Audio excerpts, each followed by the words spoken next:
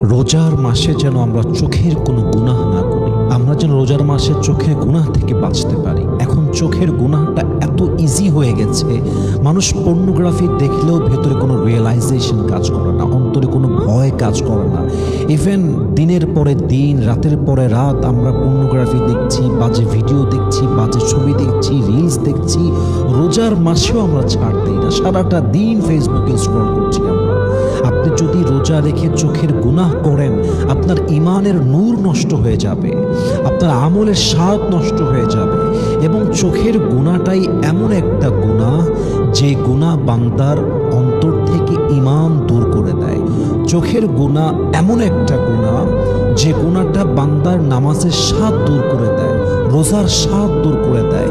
বান্দার সঙ্গে আল্লাহর যে সম্পর্কটা, চোখের গুনাহ করতে থাকলে সম্পর্কের মাঝে বিশাল বড় একটা দূরত্ব তৈরি হয়ে যায়।